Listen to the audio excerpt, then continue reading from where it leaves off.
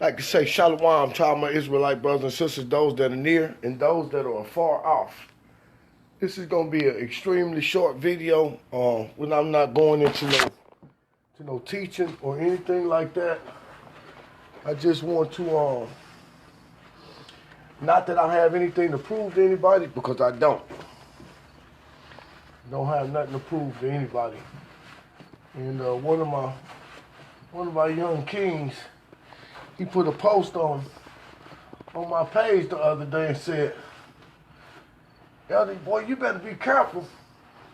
Somebody might want to try to kill you behind this meat stuff." It was kind of funny, but it was really a true statement. It was really a true statement, because what we're trying to get brothers and sisters to understand is that that's exactly why the Messiah got killed.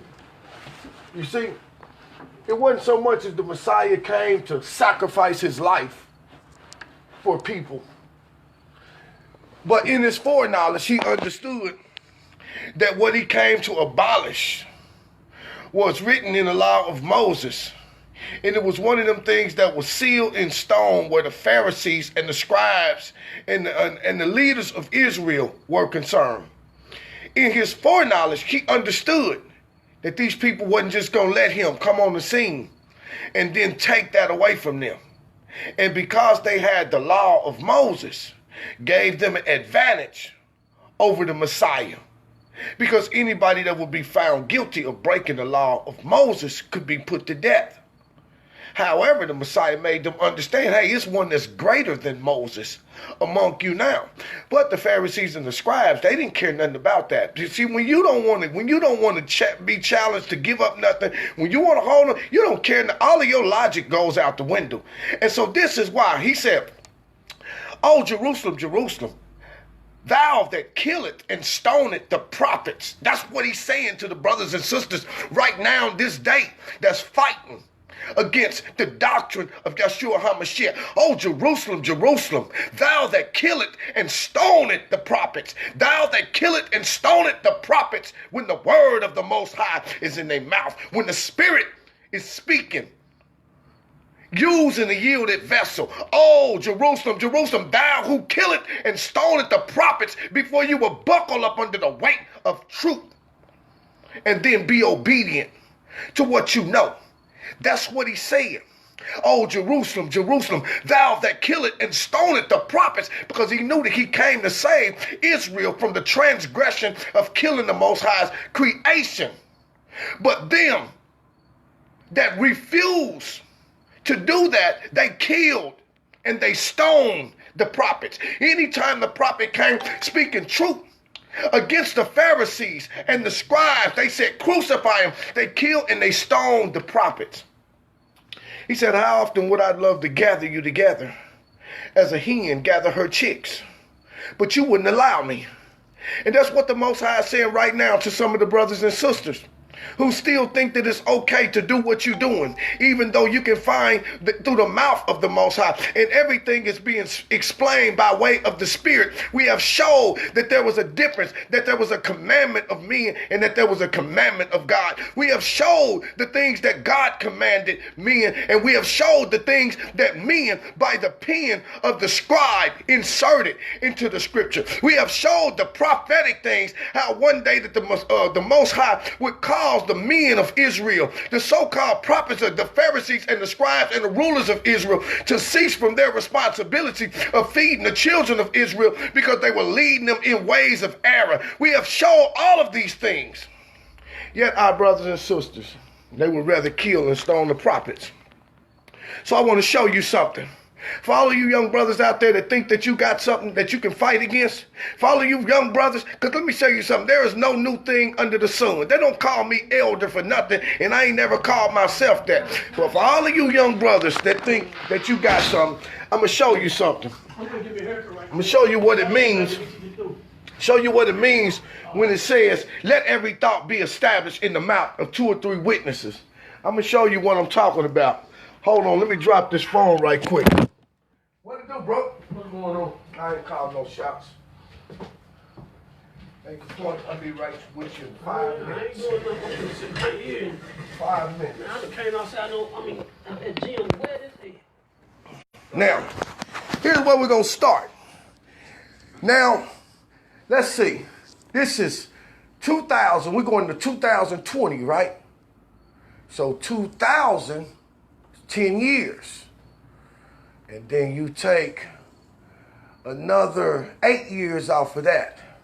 That's about 18 years, going back to 1992.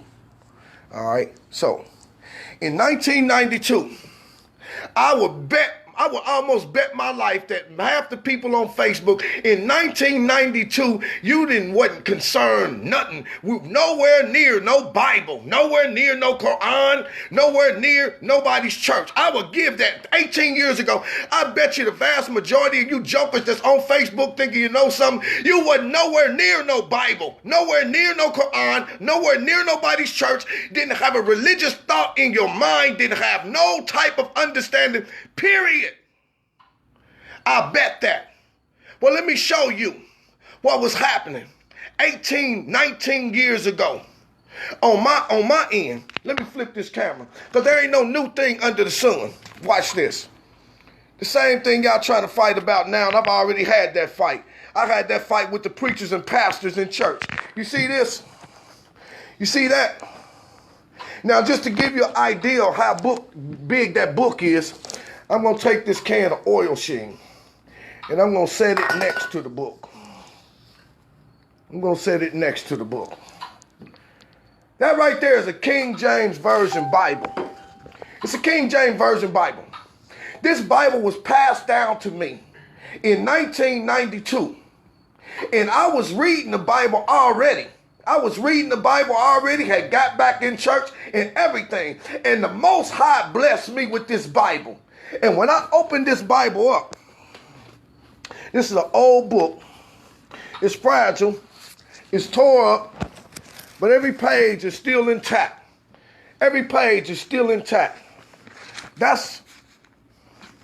We're in the book of Psalms, Proverbs, Isaiah, Jeremiah, Ezekiel,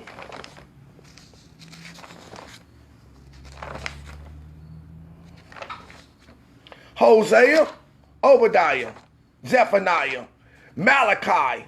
Watch this. Malachi. And then, what's up, cuz? I'm here. I'm waiting. Now, I was familiar with the Bible because I read it on a regular basis. Okay? But now when I got this Bible here, peep this here. For you jokers that try to say you don't go outside of the 66 books, this is an original King James Version Bible, published in the early 1800s. Now, the Bible that you guys got now, you don't really have a Bible. Because there's so much stuff that's been taken out of these modern day Bibles. You don't even have a Bible. So what's best for you to do is go sit your ass down somewhere before you get embarrassed, before everybody on social media, when you're dealing with elder people that have a responsibility and a God-given right to teach younger men that will listen. This is the Apocrypha. This book here was between the Old Testament and the New Testament. This is the King James Version Bible. And after the Apocrypha, you have what you call the New Testament. Now, when the Messiah was talking about, let every thought be established in the mouth of 2 or 3 witnesses, he was talking about outside sources, because in his foreknowledge, he understood that the Romans, through the Council of Nicaea, would pick and choose from our scrolls things that they would compile to blot out his doctrine, which had everything to do with the eating of flesh and blood.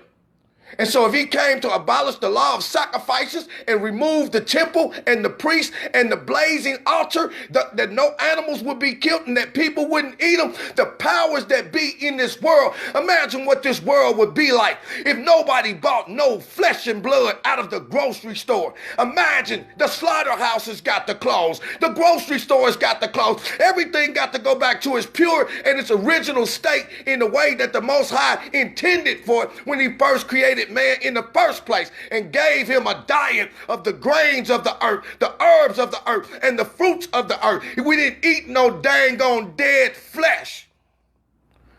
But some of you, just like your forefathers, and you're trying to hang on and you're trying to fight. So we're going to put this right here, and then we're going to reach over here, and we're going to grab this.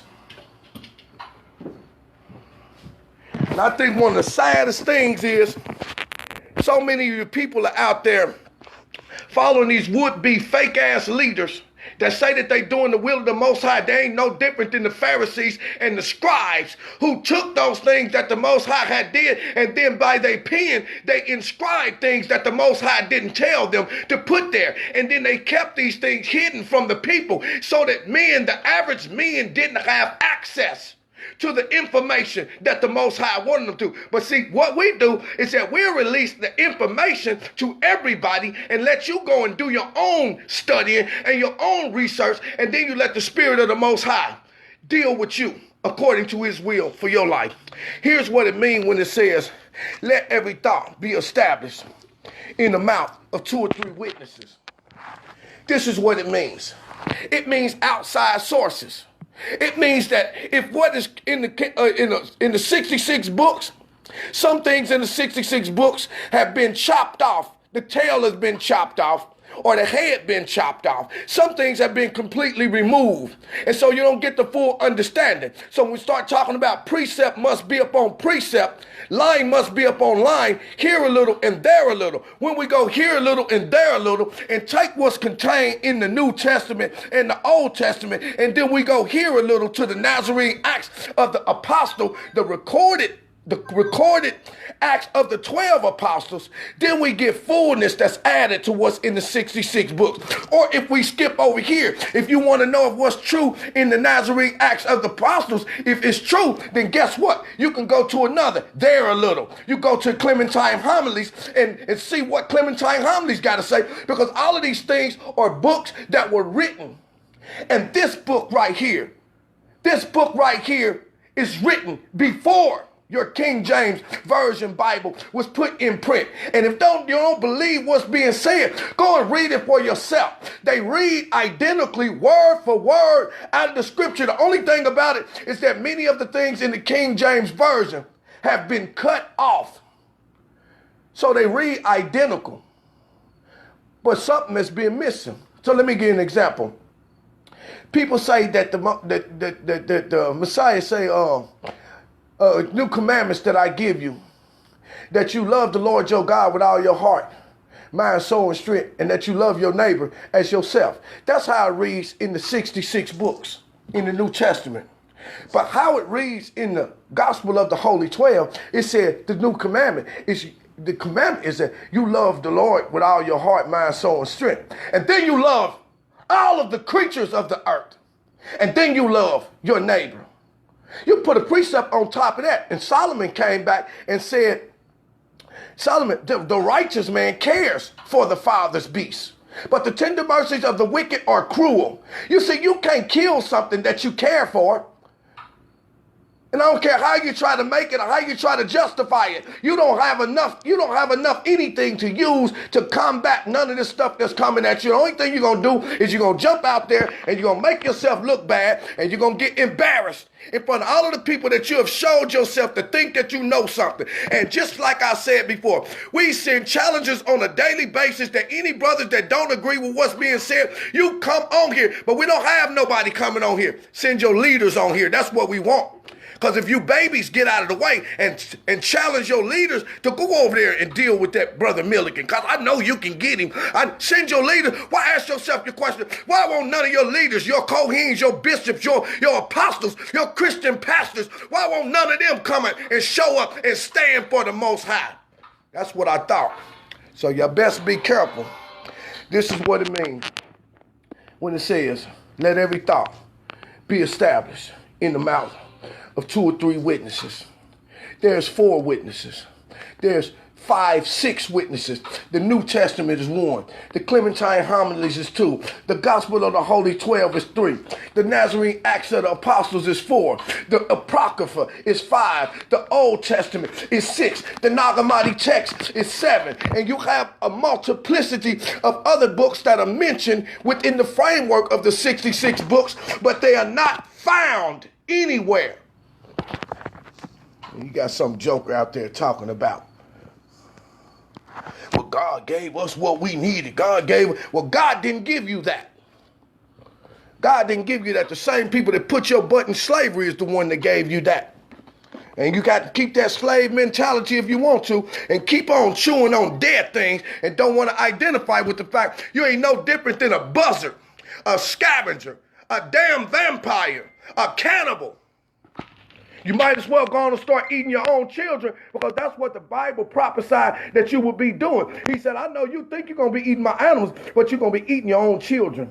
And they're grinding these kids up that's coming up missing, and all these dead people that's coming up missing, they grinding them up, and they mixing them up with the food, with the so-called meat that you eating.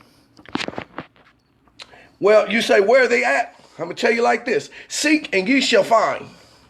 That's what I'm going to tell you. Just note that you've seen them and they are available.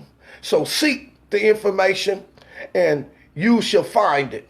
Blessed are them that do hunger and thirst after righteousness, for they shall be filled with whatever it is that they have a hunger and thirst after. You'll get wherever you put your energy at is what you'll be good at. Shalom, saints.